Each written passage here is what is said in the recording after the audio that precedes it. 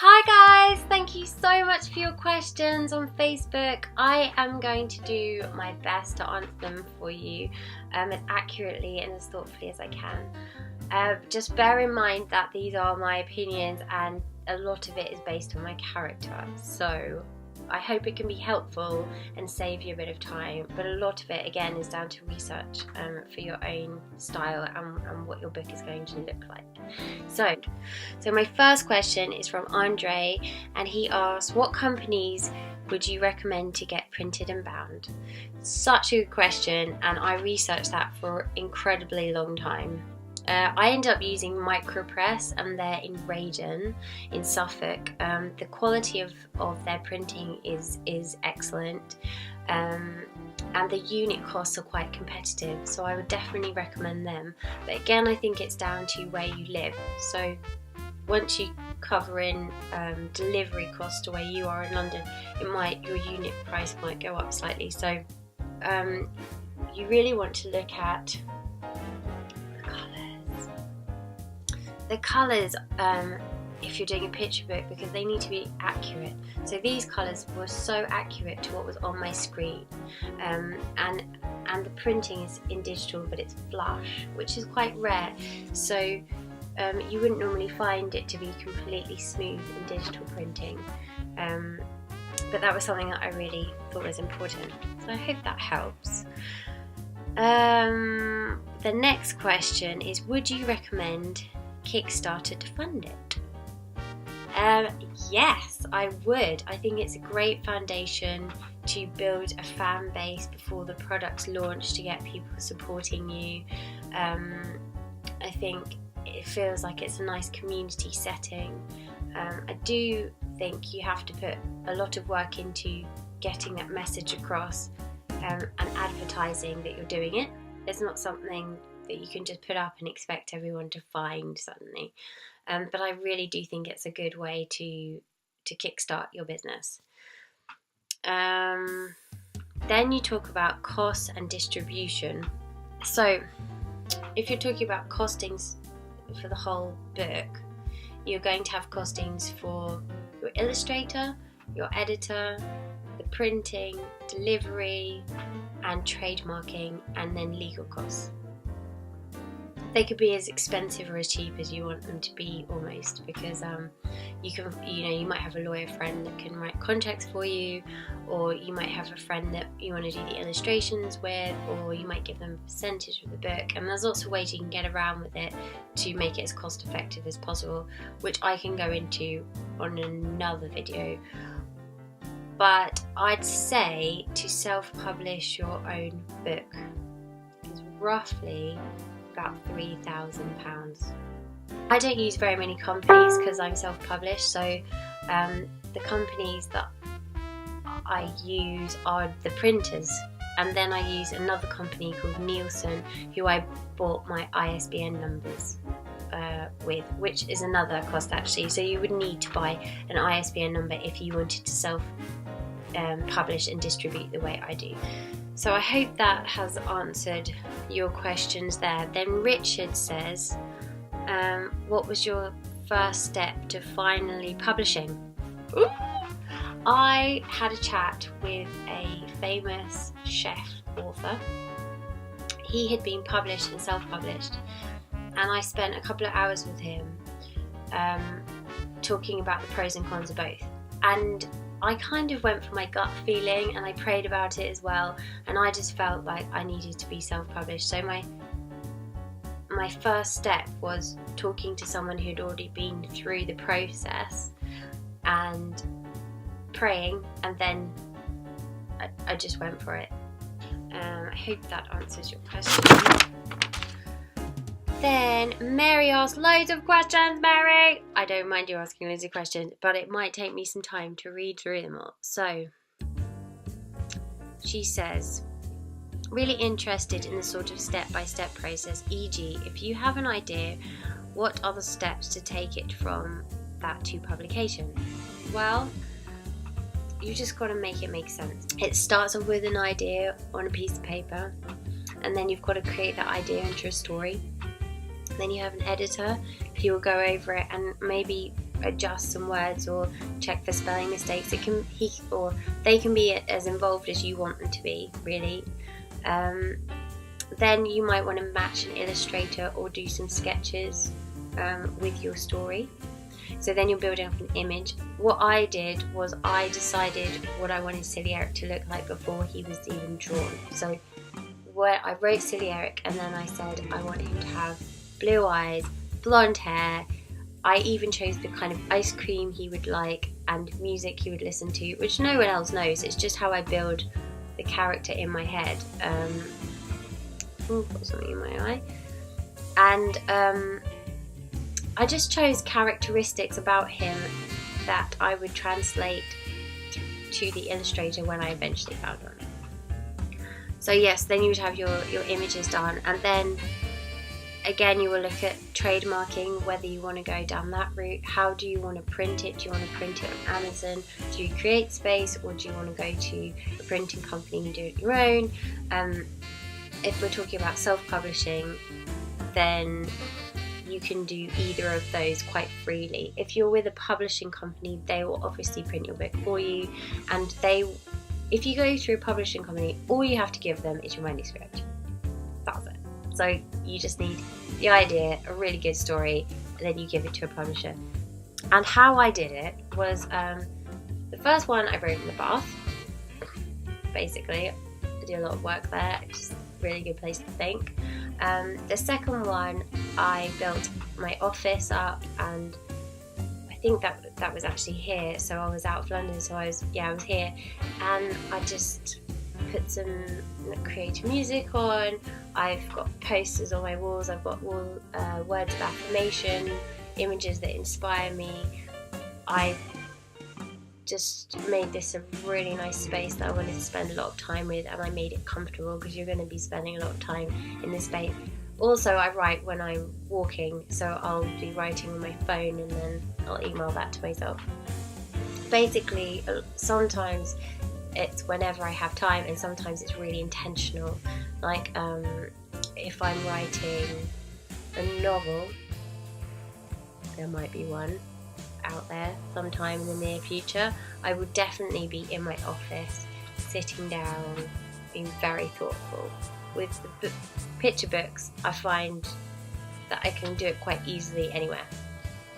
So it's just up to where you feel. When we went to Roald Dahl's museum recently, he had a lovely space and his writing table that he wrote on, and a chair, and he just sat in this space every day, and he wrote from, I think it was like 10 to 12, and he made sure he did that every day. And that's actually writer's practice. Like when you're learning in uni or something, you will train yourself to do that, which I think is a very good idea to do. But I'm a bit more scatty than that, so I just write whenever. Then you ask, what about illustrations if you don't draw? So, well, if you don't draw, find someone who can. And find someone that falls in love with the character as much as you do, so they can capture like characteristics of the character in the same way that your heart does. Yes. What point do you take it to the shops? So you take the book to the shops when it has been finished, when it is a final piece like this. And you usually book an appointment with the book buyer. So it might be, if it's children's books, it'll be the children's book buyer. You book an appointment, you go and show them your products, you work out how much discount you give them, or you're prepared to give them. Sometimes they have a rate that they won't go below, and you just have to work with that, and maybe you lose some money on it, or maybe you win. It depends. A bit of negotiation, or you can email them. If you've already done it online, like I did on CreateSpace, then I could send them a link if they were in London, and just get an idea if they were interested in the book. It's also worth researching bookshops that you want to send it to, because, for example, some bookshops only sell comic books or art books, so you don't want to hit those bookshops because obviously it's not going to be relevant and you're just wasting your time in those. How do you actually self-publish? And so I started my own company up called Miss Wright Publishing because I want to publish other authors' work as well. And I set that up with Companies House, and and then became a registered company, and that's how it becomes published as a registered company. The pricing regarding books depends on your book. So if you've got a novel, it's going to be different price to a children's book. I had a look at average books out there, so I would be like, what is a book like this worth in the children's market at the moment? Maybe it's about £6. So your complete price will absolutely vary on how much it costs to print and what style of book you have. The books that are similar to yours and where they're selling, let's say they're in WH Smith, those books are probably going to be a lot cheaper, like, you know, the £5 mark, but because they're printing them in mass in China. So don't feel threatened by that. That's not probably something that you could afford unless you were printing them in China for 20p a book. So don't feel worried if you have to charge £12 for that. But also make sure that you don't price yourself out of the marketplace. So the next question is from Sal, and she asks about page dimensions. They used to be an industry standard, but because everyone's now becoming self-published, they're making books as big and as wide as they like. I would try and stay within the industry standard because places like libraries will want to stock your books if you do that. If you're using a platform like CreateSpace, you need to use the dimensions that they use and be in their layouts. So you really just got to open an account, go to layouts, check out what sizes they do and roll with that. Then you can use that template for your book if you're printing it elsewhere, which is really useful.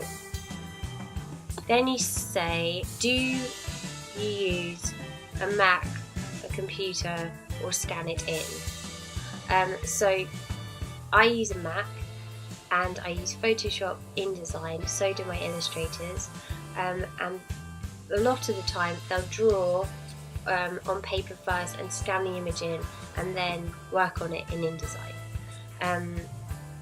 So that's basically how I do it. And then you'll save it to a generic file like a PDF that can be read on any computer, so it's really simple. Do you have any other questions? Where do you find an editor? That is a really good question. For me, I was so fortunate that a friend of mine knew an editor who worked in children's books. So it was just perfect, and he's been editing all my Silly books since. I have used editors from publishing houses that also do work on the side, and that has been really useful. My advice is to always use an editor that's the same style as your work. So if it's children's picture book, find an editor who edits for children's picture books, not someone that edits for the newspaper, because there'll be a massive different outcome in whoever edits. Also, don't use a friend, use a professional. They just have like this eye on it, and then if something gets missed, like let's say there's a comma where you didn't want there to be a comma, you won't fall out with your friend, and you can have words with the editor because it's a professional job. Then you ask about legal stuff. Just a few things on legal stuff. Always have a contract with an illustrator or anyone who co-writes your book. Never be under the assumption that we're just friends and everything will work out, because that's actually rarely true. So just understand how it looks and what you want it to look like. Do they take a percentage of the book? Have you paid them outright? Make sure that you own all the copyright for the images, intellectual property, that they sign it over to you, because you've technically paid them for the job.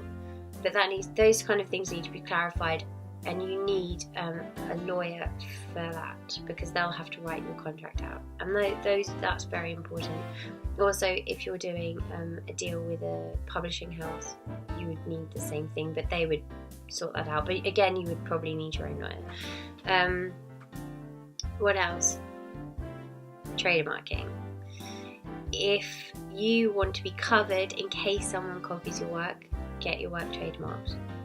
If you think it's going to be a valuable product. I mean, for Silly Eric, I had him trademarked before he was on the internet, before I had any pictures of him on Facebook or Instagram. He was trademarked.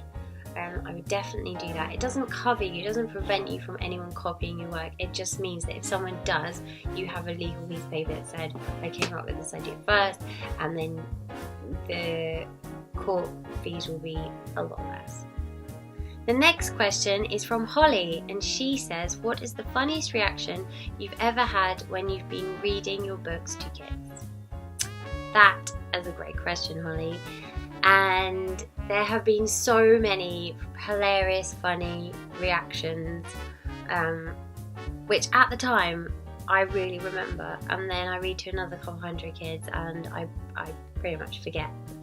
One of the funniest reactions I get from kids is when I read this page, which is, he went into the bathroom to brush his teeth, but instead of using a toothbrush to clean his teeth, he stuck it up his nose. Silly Eric, that's not how you use a toothbrush. Oh, and this is the page. You see that? Now the kids all look horrified. You know, there's like 100 kids and they're just like, like what? And then they make this face like, this didn't happen. And then they're like, that's not how you brush your teeth. And they're kind of worried and in a quite a funny way. And then I'll be like, how do you brush your teeth, guys? And they're like, this. And you just imagine like 100, 200, 300 kids just like doing this. That's pretty funny. It always makes me laugh. The last question, which I'm just going to end on because I think it's a nice one, is from Holly, and she says, where do you get your inspiration from? Well, Holly, I get my inspiration from kids, mainly from children and just the beauty of this world. But my first book was inspired by two twins and just the fun things they used to do. And just like their quirky nature and just like the funny things that they say. So my inspiration is mainly from the children around me, or when I used to work with children, colours, shapes, and sounds. And my imagination is pretty huge, so I'm always creating like fun places to be. And as a writer, you can create any reality. Anything can be your reality, which is what, so it's like there was this moment where I realised that I could be anywhere I wanted to be in one of my stories, and I was like, oh my gosh, I have the key to something extraordinary. And that really inspired me.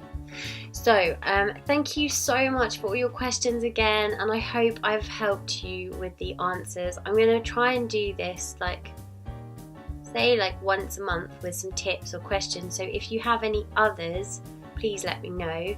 Please forward this on to people that you think would be interested. Please sign up to the YouTube page and share, and I hope you're having a lovely day, and I wish you all the best luck with your writing, and you can do anything you want to do. Be inspired. Bye.